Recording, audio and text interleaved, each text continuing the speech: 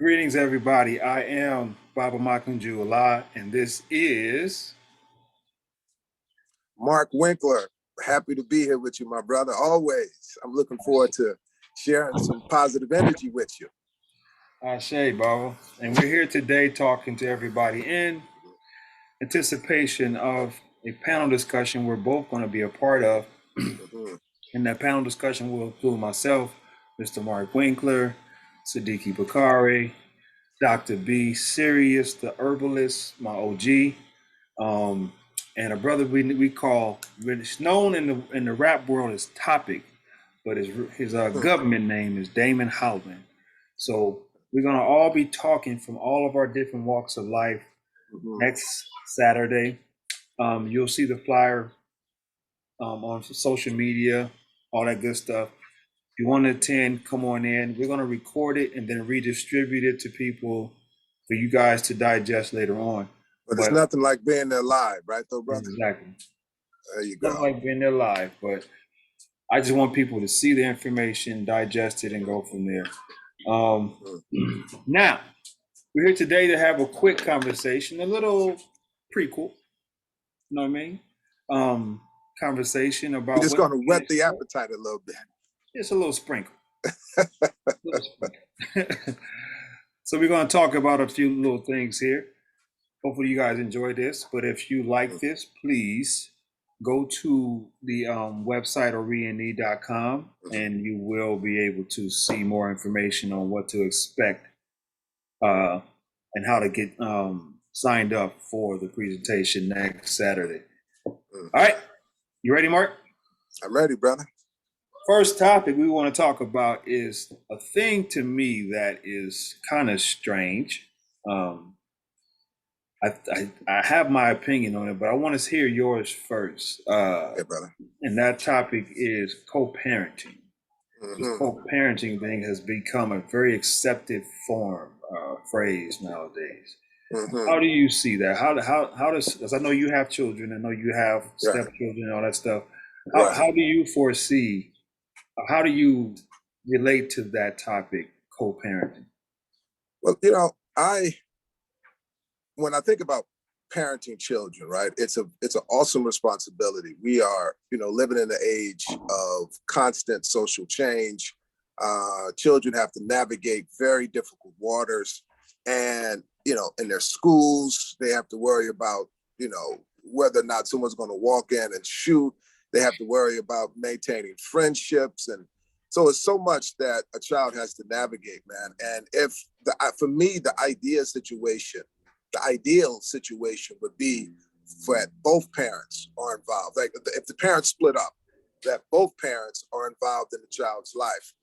Even more ideal is if both parents are communicating on the same page, right? And that involves, so that's the concept when we talk about co-parenting. We're talking about two parents, separate homes, living separate lives, but this common interest is in between them. And they are communicating with one another on how to best serve the interest of that child, right? That's co-parenting. Sometimes that can't happen. And when it can happen, I don't think it should be forced.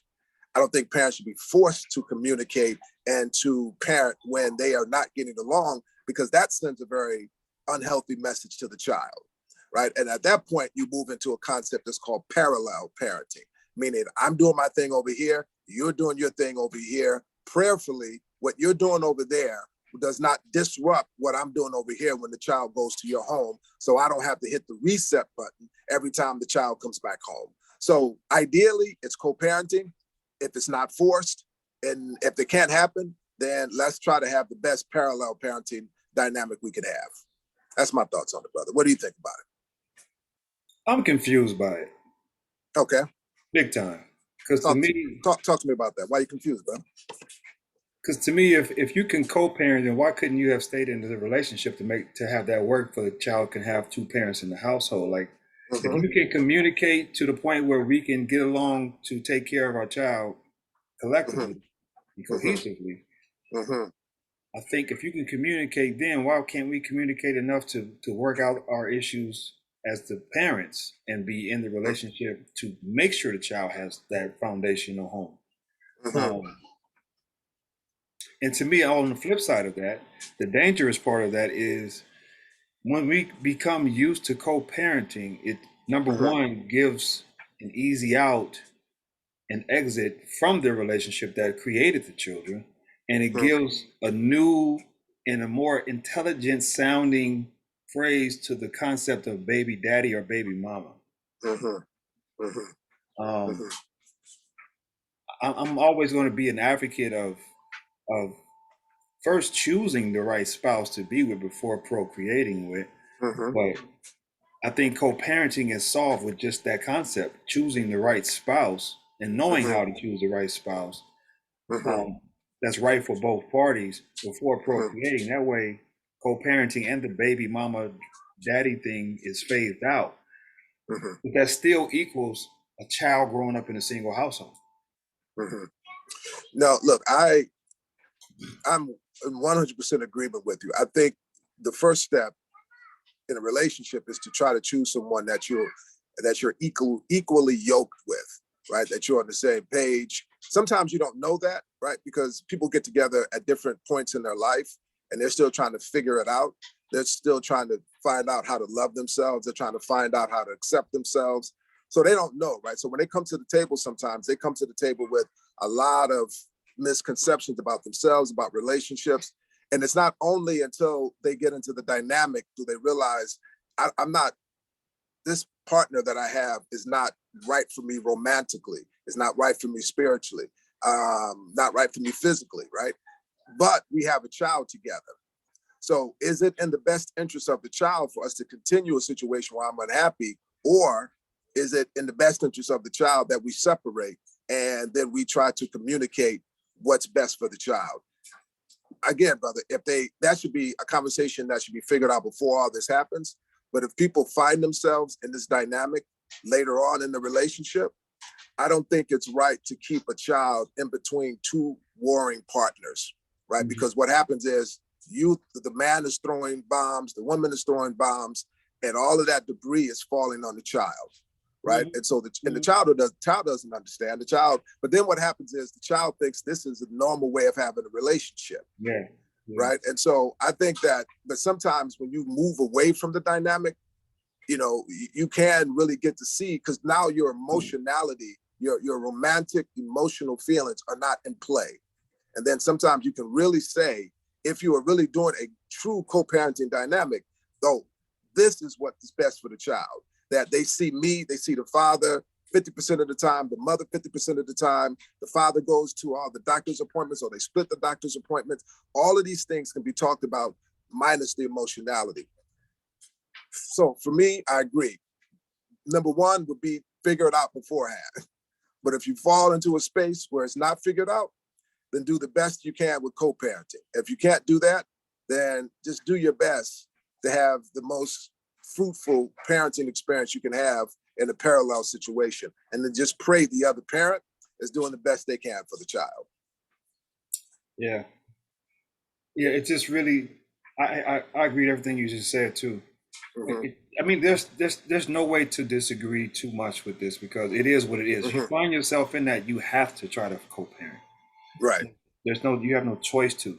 But my Mm-hmm, gig is still going to be like, I want to see our society get to a space where we're not reacting, mm-hmm, we're proactively procreating. absolutely. I don't want to Absolutely. be reacting, us to be reacting. We got to get past that. Right.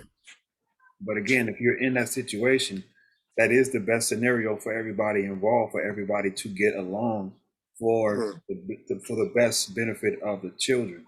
Um, mm-hmm. that's a good thing.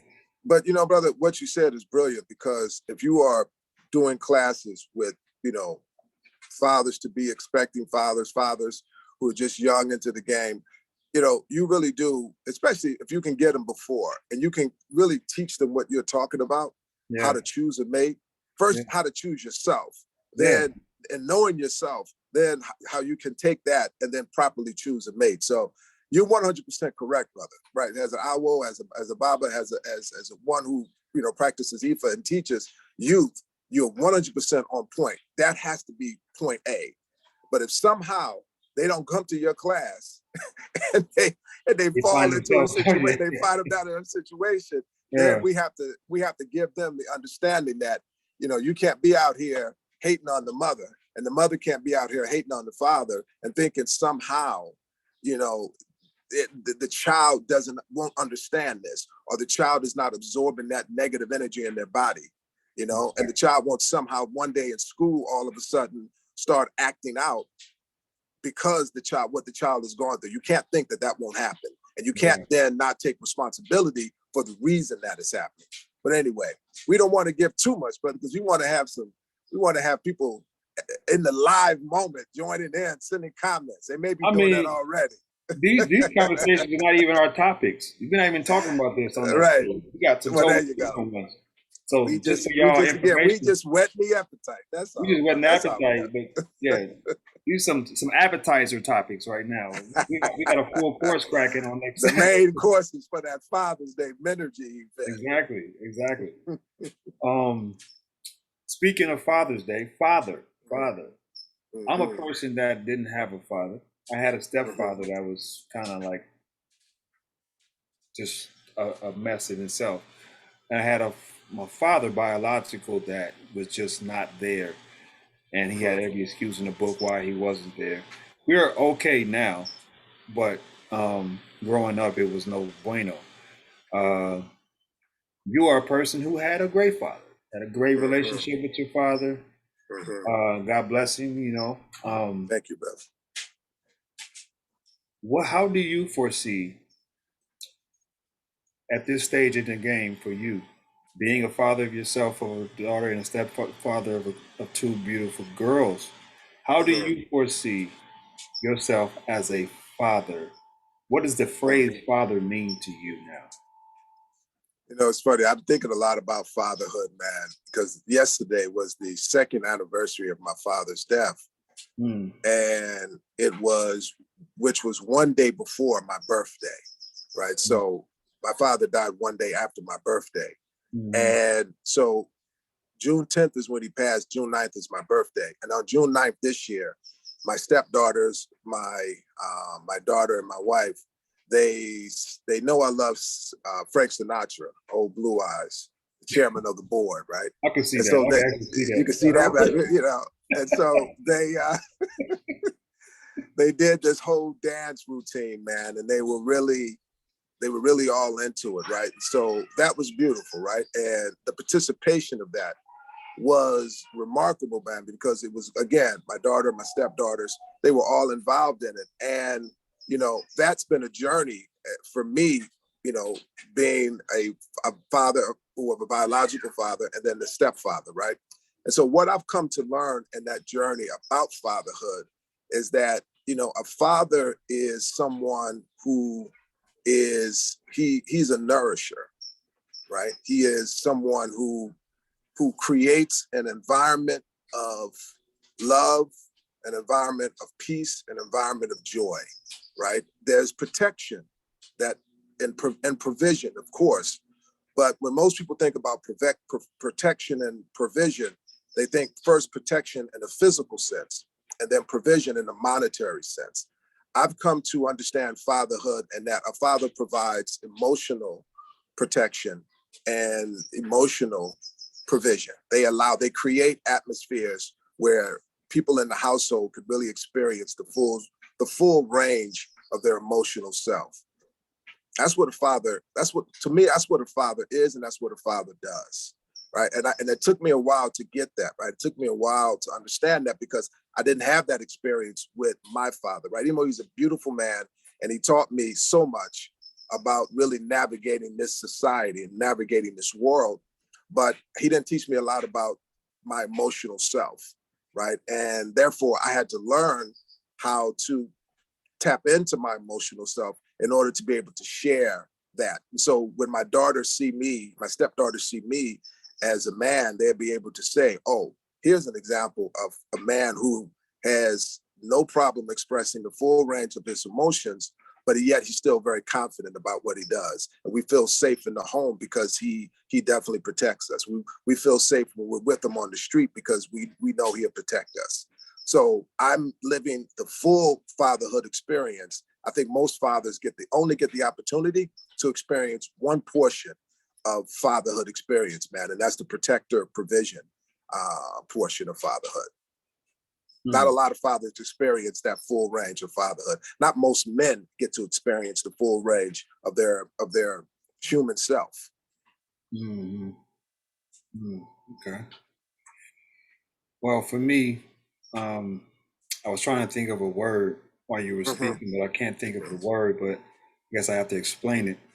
Ifa says that a person should not apply for a job or apply for any kind of position, not just a job, but a position. It can be a husband, wife, supervisor, president, whatever it is.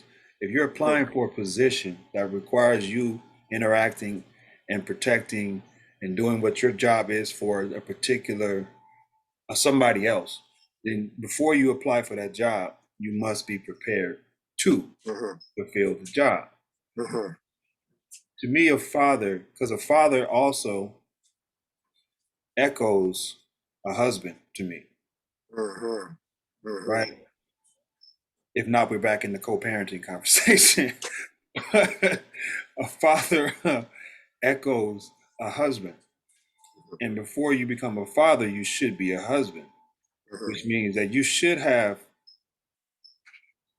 clear understanding of what that role is.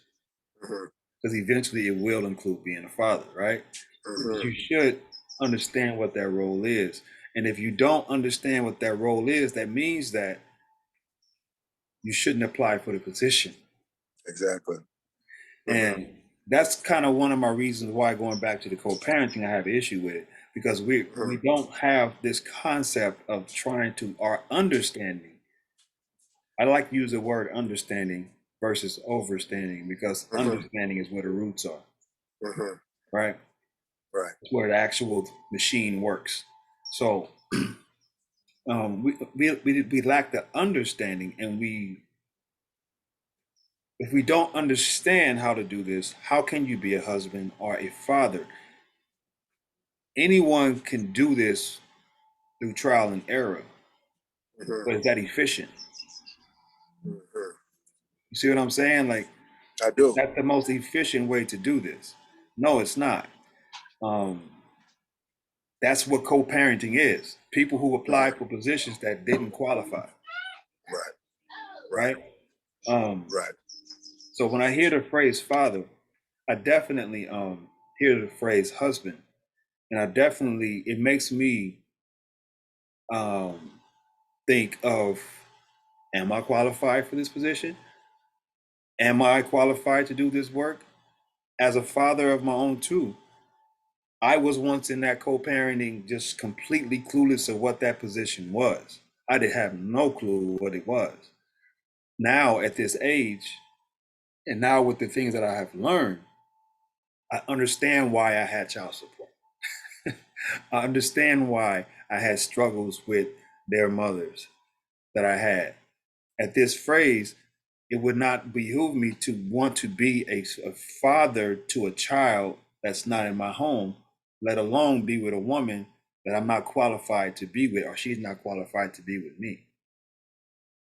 So when I hear father, that's a person that's a well-rounded individual that have gone through the rites of passage, so to speak, of manhood, that understands what that's supposed to be, or had the training or had the visual even of what that's supposed to look like in order to step into that role, because now you're molding where you're actually responsible, equally responsible as the wife would be responsible for you, but your role as the husband first, you're responsible for another person and making sure that you guys are both on the same page and living your purpose before you bring a life in. Now, when you bring this life in, you got to be able to look at this child and be able to identify its purpose.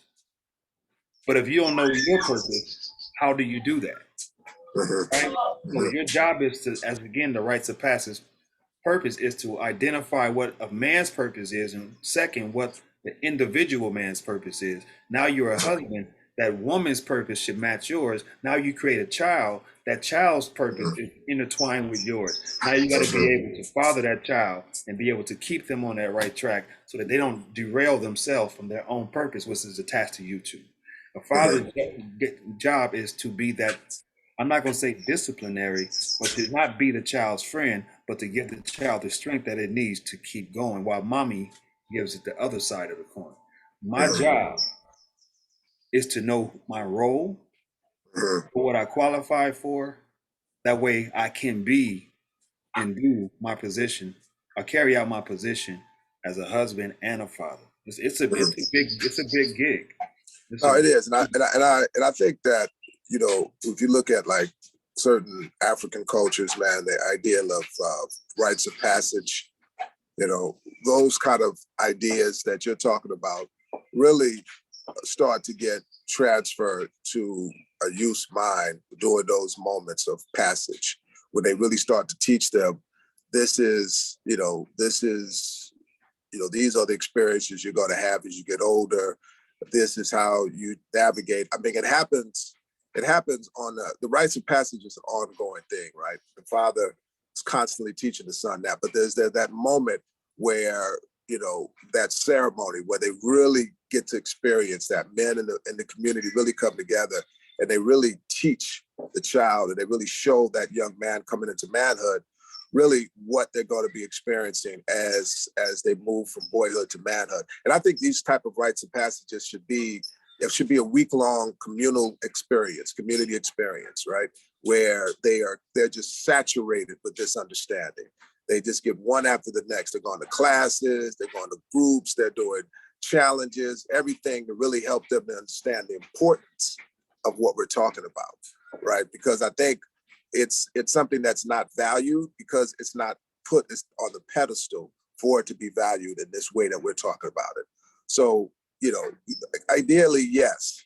Again, even bringing back in the conversation of co-parenting, this conversation should happen before anything happens in a child's life, right? As a child moves from boyhood to manhood.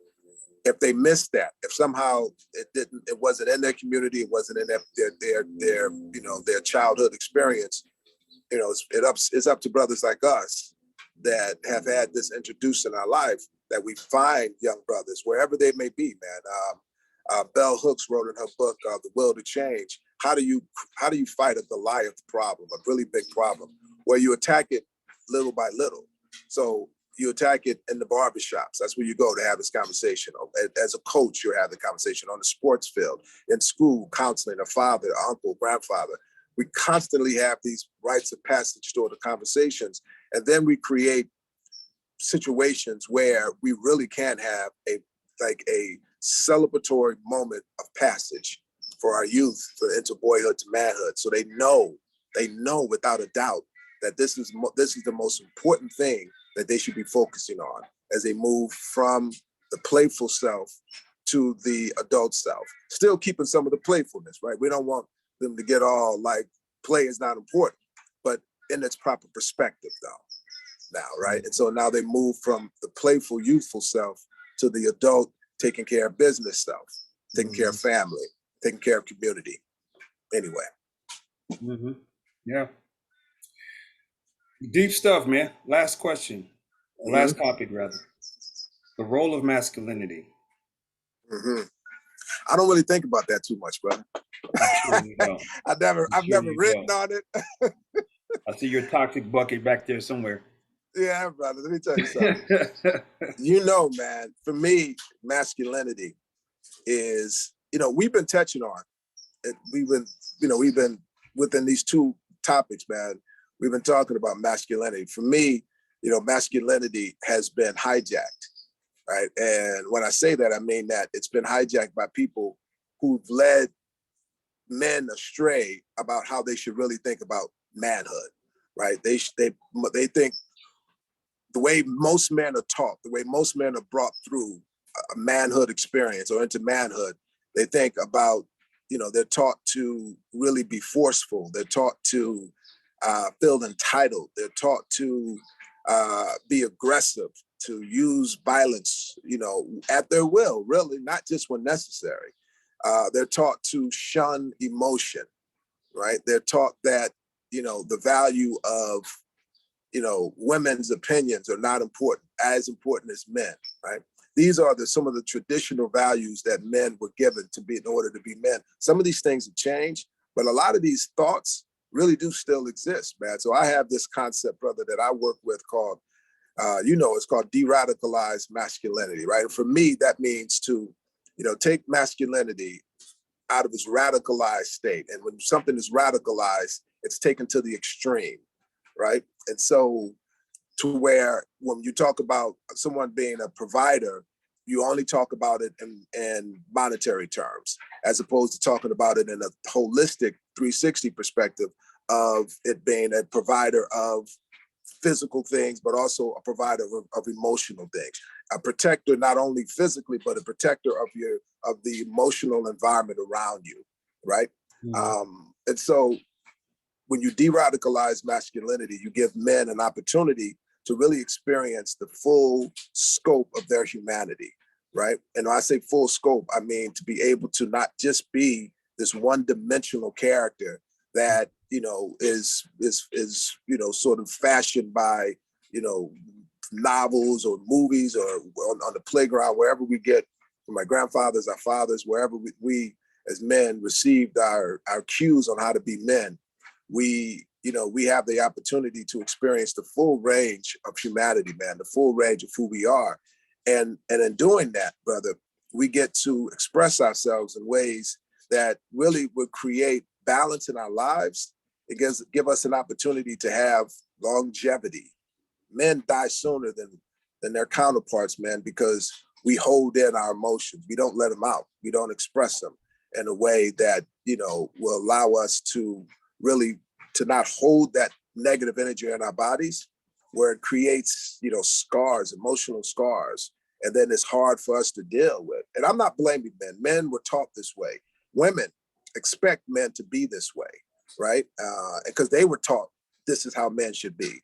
So I'm not bashing men. I'm only saying that if you look at your life and if you look at it from a complete perspective, are you happy? And if you're not happy, what in your environment is not bringing you joy? And most often it's not that they're not being able to fully live their true self. And so for me, it's all about de-radicalizing masculinity, brother. De-radicalizing masculinity. That's it, brother. I like how you put that in there, threw that in there. See, I did that little plug, brother. Yeah, that was real smooth, Michael Jackson. So, so does that say that masculinity in general is radical, or just some masculinity is radical? That means that the way most men view masculinity, the way it's taught in a very radical way, right? So, I'm very careful when I do this, right? That's why I don't use the word toxic masculinity, because I don't like that term. Because when you use toxic masculinity, you're really saying that masculinity is toxic, which is not. Because it has been radicalized, there's toxicity in the masculinity. There's hurtful things that happen. But true masculinity, de-radicalized masculinity, is not toxic. De-radicalized or true masculinity is life-giving.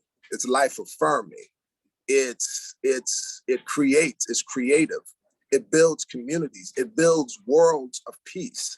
That's true masculinity. But masculinity, when you put it in a de-radicalized form, a radicalized form, that's when you get wars. That's when you get people not able to communicate with people because people dig in their feet. This is my position and I'm not going to change it, right? And I'll go to war against you for this. I'll tear your family apart. I'll kill you, right? It's all because I can't fully experience what I'm emotionally feeling. I may be hurt by what you just said, but I'm not going to deal with that. What I'm going to deal with is the fact that you hurt me. So I'm going to try to hurt you, as opposed to feeling, why am I hurt by what you just said or what you just did? Was it really that bad? Or was I triggered by something else in my childhood that I didn't get to experience because I was told to man up, right? I didn't get to allow myself. When my woman is talking to me and she says, I want you to be more emotional. but not too emotional. So it gets confusing. One, I don't know how to be more emotional. And then when I'm not emotional enough, then I'm upset because I thought, so we're sometimes we just confused, man, because we don't know how to turn, because we haven't been taught what true masculinity is. True masculinity is beautiful, brother. It's not negative, it's not toxic. But most men, unfortunately, has not had the opportunity to experience this. And that's what I mean by de-radicalizing masculinity. Do you feel masculinity can be feminine? I feel masculinity can experience the totality of life, and life is masculine and feminine, right? There's a balance in life, right? There's yin and yang. So it's that when there's a feminine side of masculinity, that's experienced the softness of yourself, right? That's experienced the gentle side of yourself. I can be gentle, right? Women are thought to be gentle, right? So if I'm experiencing the balance side of myself, I can be a protector. Someone busts through my door, I'm ready to fight. Right. But when my child comes to me, boy child or girl child comes to me crying, I can be gentle and hold them and give them space to express that emotion and let them know I'm here for you. Right. But I'm careful using this terminology, because when you use feminine and masculine, most people think, well, if I'm feminine, you're saying I'm gay or whatever. No, I'm saying that there's two sides to you. We have only been able to express one side of ourselves. There's multiple sides of ourselves, brother. And if we're able to express the gentle side of ourselves with our family, you'll find, brother, that there's more peace in our home. And then when those children, especially those boy children, when they leave the home, they know how to be gentle in a situation when they get into an argument with their woman. They won't go for the force and the violence because they know how to hold space for someone expressing emotionality. They don't get uncomfortable with that because they've taught not to be uncomfortable with that. So yes, I do think that there's that duality that exists with that. There's a gentle, and then there's the more hard, the more, the things that are not as gentle. But that's nature though, right? If you think about water, man, it could be calm, right? You can go to the water and it could be calm, it could be beautiful. Then it could be a hurricane. There's two sides to it. You have to know how to navigate both sides. You don't go on the boat when the hurricane is present.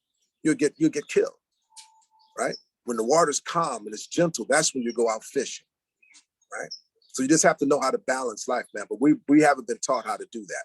We've only been taught that hard side of manhood. That I don't smile, I don't laugh, I sit up and masculinity is beautiful, brother. But it's beautiful only if you understand the full dynamic of it. Okay. Well, I definitely believe that it's a balance, but I think masculinity has more, I'll say, testosterone than femininity does, right? Which means that I don't have to be, or a man doesn't have to be constantly feminine or constantly masculine. Right. Right. Again, like you said, he needs to know when and how to shift those gears when necessary to use those powers. Right. But a man is also, or masculinity also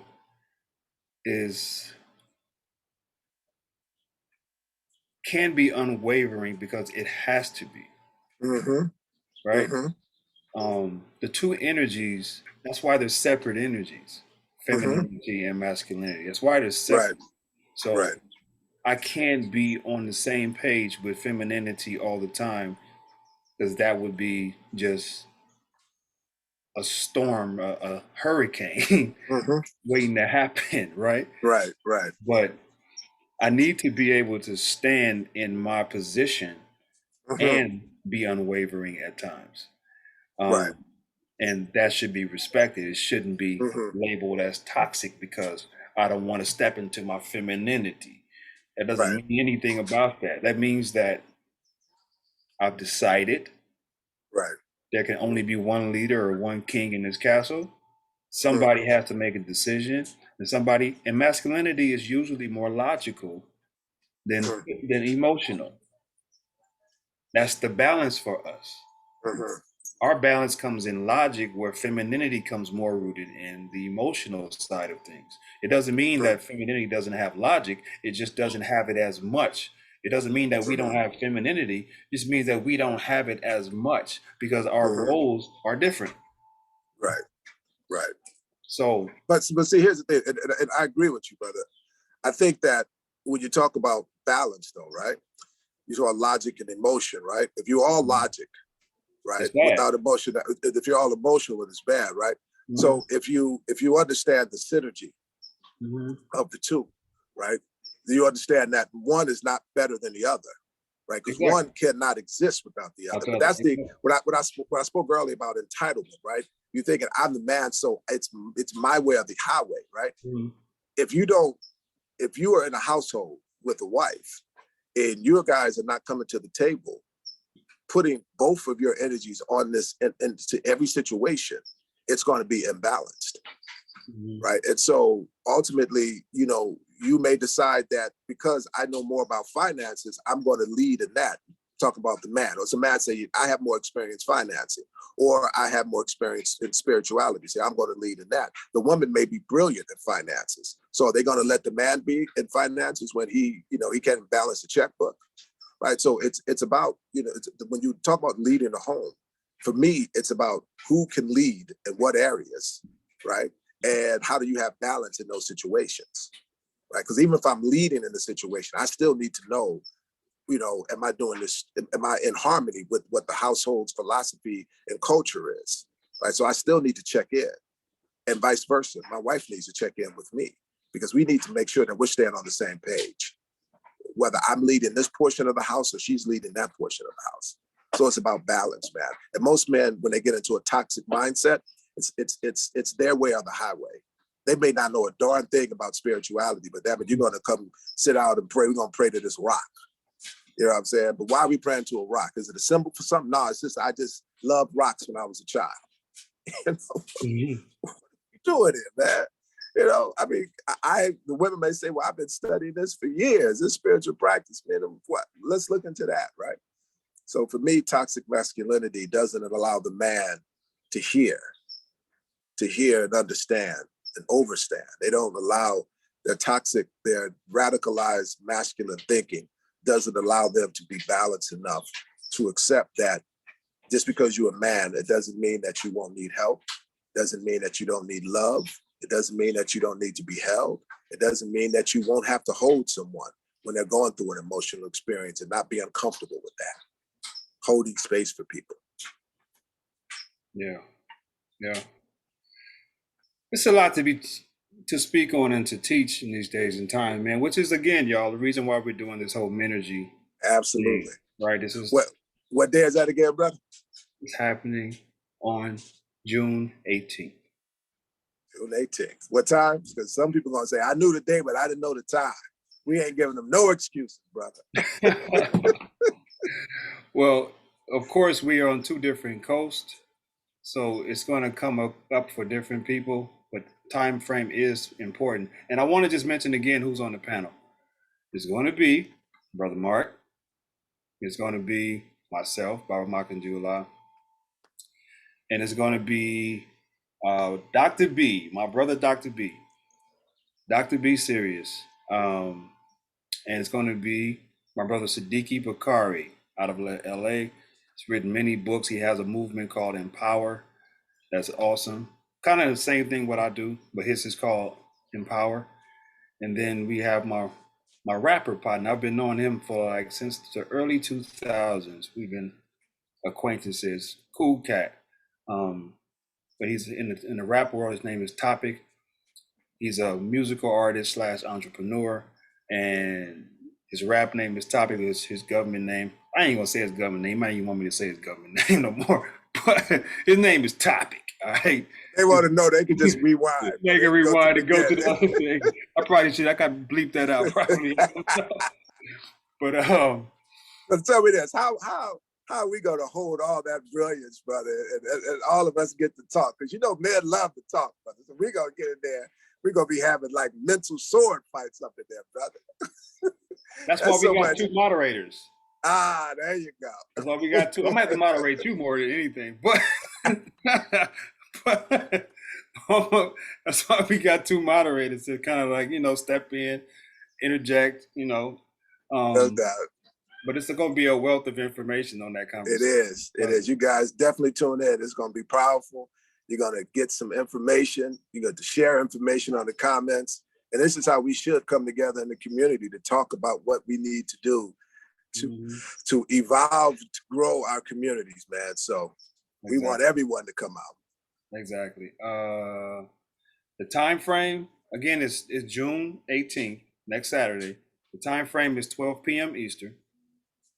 And you can go get your tickets to attend to receive the link, the Zoom link from ticketbud.com.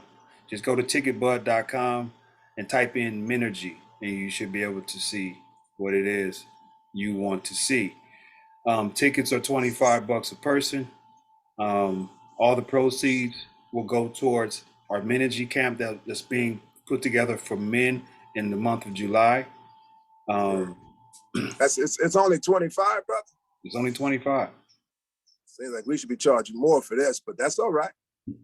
That's like 2 or 3 cups of coffee. So that ain't no excuses. Exactly.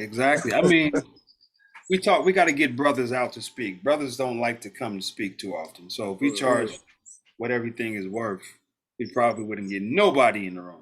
But to be honest, but brothers, when it comes to healing, we're the last in the line for that. Yeah, we need that. We need healing amongst ourselves, brother. We need that, man, because it's too much going wrong in society, and the number one thing people blame it on is, guess what? My father wasn't in the house. Right. Which means that we are a key role in this society, and if we don't come and get this healing to patch that up, then that has to change. Yeah, it's going to change. We're not going to use that as an excuse, but it is a reality. When we have the meeting, I'm going to drop some statistics that show what happens when a father's not in the home, because it's real. But the fact is, there's a lot of fathers who are in children's lives. We just got to help them to be in there from the beginning and throughout the process. And this is what we're going to be talking about on this 18th of June with Menergy. And last thing, most importantly, they can be in their lives, but are they showing up as a qualified applicant? That's beautiful, brother. That's what I'm saying? Sometimes people can show up and not be any good for that child and damage that child, but we need you to be there as a qualified applicant. That's why we have all of these OGs on the panel giving our perspective from our experiences. We all have a different walk of life, but we all have great experiences and turned out to be great individuals. So we're just going to share some information on June the 18th. All right, go to TicketBud, get your tickets. It's only $25. You're going to blow $25 on something you don't need. But men, please, you need this. We got to get out of this thing that we do not need to heal. Yes, you do. Yes, you do. Because when we heal, brother, we heal our families and our communities. There's no doubt about that. We have the power to change the trajectory of our community completely. If we come back as whole individuals, we can make this thing change. Absolutely, we can, brother. Thank you, man. I appreciate you coming in on me, bro. With me, brother. Today. Always, brother. Always, brother. Looking forward to doing it. I enjoy your energy, brother. I enjoy your spirit. I'm looking forward to the 18th, man. So let's get out. Let's do it. Come on out. Join us. Appreciate y'all. All right, bro. Talk to you soon. All right, peace. Peace.